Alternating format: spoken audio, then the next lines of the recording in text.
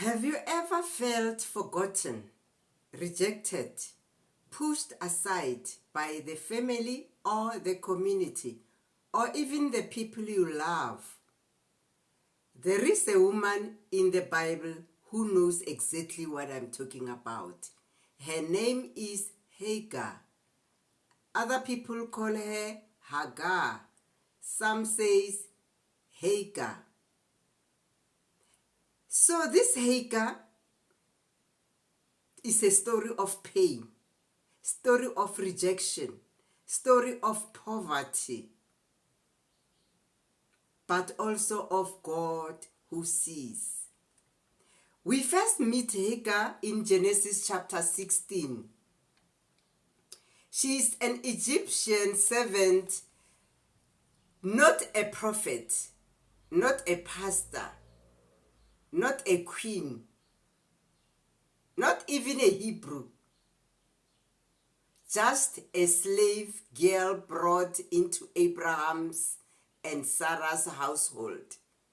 When Sarah couldn't have children, she made a desperate choice, a very desperate choice. Go and sleep with my slave. Perhaps I can build a family through her.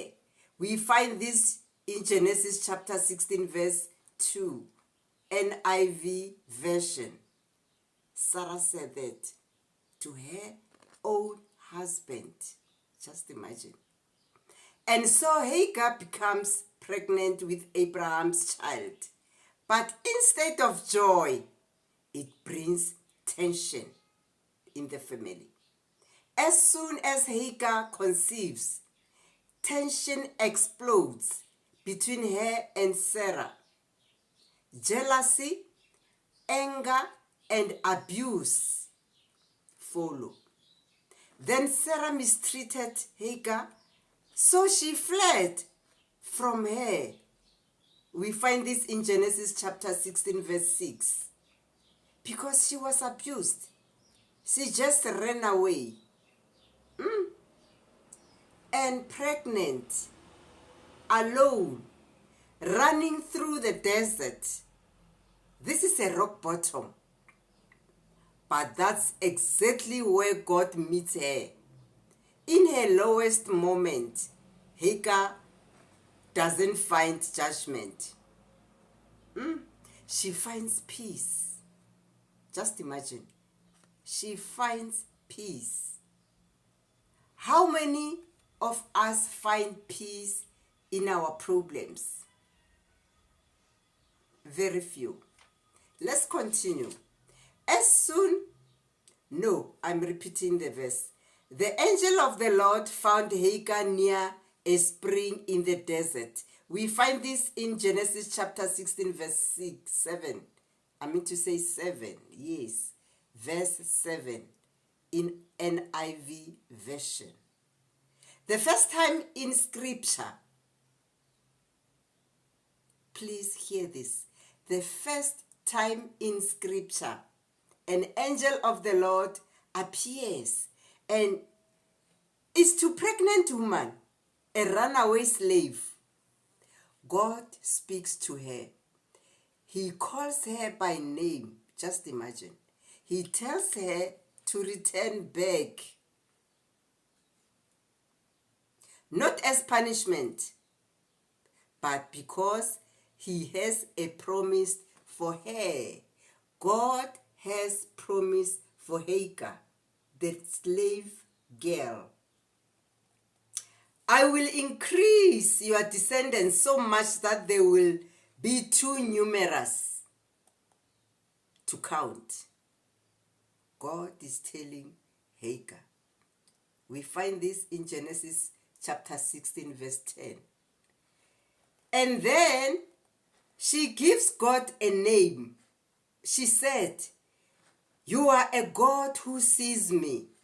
We find this in Genesis chapter 16 verse 13. In Hebrew is El Roi. God who sees me is El Roi. Hagar is the first person in the Bible to name God directly. Just imagine. She is the first one to name God El Roi, a God who sees. Not Abraham, not Noah, not Moses, not anyone else. A slave girl from Egypt. Because she encountered El Roi, the God who sees the unseen. He saw her pain. He saw her identity. He saw her future. Let's tap into Hagar's second wilderness moment. Years later, in Genesis chapter 21, Sarah finally has her own son, Isaac. We all know that. And again, Hagar is cast out, this time for good. She and her son Ishmael wander in the wilderness with no water, no food, no one to tend to. When the water is finished from the skin, she put the boy under one of the bushes and she began to sob. We find this in Genesis chapter 21, verse 15 and 16. But again, God shows up. Do not be afraid. God has heard the boy crying. Lift the boy up, for I will make him into a great nation. We find this in Genesis chapter 21, verse 17 and 18. God opens her eyes, Hagar's eyes, and she sees a well. Just when all hope seems lost, God provides. God provided water for Hagar and Ishmael, her son. We tap into Hagar's legacy. Hagar's story is one of the deep injustice, but also divine intimacy. She's not forgotten. She's not worthless. She's not just a side character. She is the one who shows up. God sees the overlooked. God sees the forsaken, the hurt one, the poor people. God is there. God sees them all. Let's continue.